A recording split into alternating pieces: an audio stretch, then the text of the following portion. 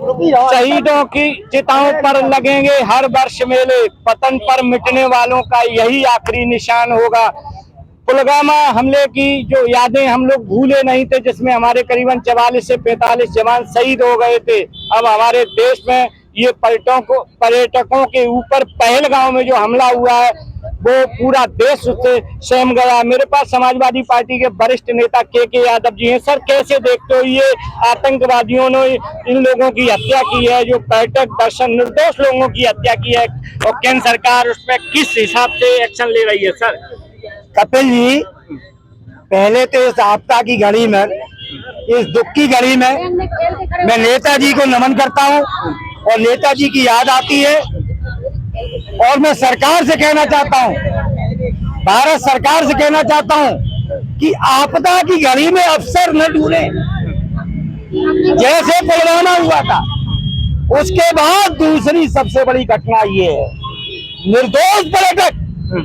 और आप इतिहास उठा के देख लीजिए, जब भी कोई आतंकवादी हमला हुआ, चाहे वो ये हुआ हो पुलवामा वाला, उससे पहले कौन सा हुआ, पुलवामा, ये पहलगांव का हुआ, उसके बाद पुलवामा हुआ, पुरी हुआ, अमरनाथ हुआ, संसद पर हुआ, बम्बई में हुआ, गोदरा कांड हुआ, कंधार कांड हुए, जितने भी कांड हुए ये किस सरकार में हुए। बड़ी बात है, करने की जरूरत है। बड़ी बात है। जब विमान 1999 जब अटल बिहारी वाजपेयी हिंदुस्तान के प्रधानमंत्री थे, तो उग्रवादियों ने हमारे इंडियन एयरवेज का जो एरोप्लेन था उसे हाईजैक कर लिया था। उसमें भी विनय कत्याल की हत्या कर दी गई थी। आतंकियों का ये मामला कब तक थमेगा सर? कब तो आज पूरा देश इस भारत सरकार के साथ में है। 22 तारीख की घटना है। आज कितनी तारीख हो गई कपिल जी? सारे राजनीतिक दलों की मीटिंग हुई, उसमें हमारे पार्टी के राष्ट्रीय प्रमुख महासचिव आदरणीय प्रोफेसर राम गोपाल जी गए। उन्होंने कहा कि इस आपदा की घड़ी में कोई ऐसा विपक्ष नहीं है जो आपके साथ ना हो, कोई ऐसी जनता नहीं है जो सरकार के साथ में ना हो। अभी तक इस घटना का पटाक्षेप हो जाना चाहिए था। इससे बड़ी घटना कोई दूसरी नहीं हो सकती है। बड़ी बात है। प्रधानमंत्री जी जब मतलब गुजरात के मुख्यमंत्री हुआ करते थे, उस टाइम मनमोहन सिंह जी पर आरोप लगाया करते थे कि सीमा सुरक्षा बल आपके हाथ में, उसके बाद आतंकी हमला कैसे होता। आज स्वतः प्रधानमंत्री मोदी जी हैं, उसके बाद भी आतंकी हमले हो रहे, इसे कैसे? अब ये तो मैं बार बार कहता हूँ, जुमलों की सरकार है, झूठों की सरकार है, बेईमानों की सरकार है, लुटेरों की सरकार है। केवल आपसी सौहार्द बिगाड़ने के अलावा इस सरकार ने कोई दूसरा काम नहीं किया है। कहीं जातिवाद के नाम पर, छोटे बड़े के नाम पर, गरीब अमीर के नाम पर, हिंदू मुसलमान के नाम पर, हिंदू सिख के नाम पर, सिख ईसाई के नाम पर, केवल देश में दबाव बर्बाद करने का काम कोई करता है तो ये सरकारें जैसी करती है, जैसी सरकार। तो एक्शन क्या रहेगा जो सरकार है, केंद्र सरकार? आज तो मैं ये कहना चाहता हूँ, बहुत हो गया।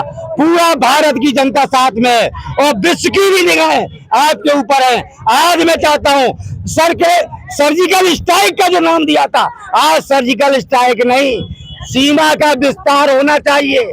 और पीओ को जो है, पाक अधिकृत कश्मीर है, उसमें सेना को ले जाकर घुसकर सीमा रेखा आगे बढ़ाने की जरूरत है। प्रधानमंत्री जी, हम सारे विपक्षी दल के लोग विपक्षी आपके साथ है। बहुत बहुत धन्यवाद के यादव जी। मेरे पास आलोक गुप्ता जी हैं, समाजवादी पार्टी के नेता हैं। सर, कैसे देखते हो ये जो घृत यहाँ हत्या हुई है कश्मीर में, करीबन 28 लोगों की हत्या कर दी गई? देखिए, ये कहीं ना कहीं इंटेलिजेंस फेलियर रहा है। आप इसको देख सकते हैं कि जैसे कि वहाँ इतना टूरिस्ट प्लेस है, 2-2 हजार पर्यटक उस प्लेस पे मौजूद था।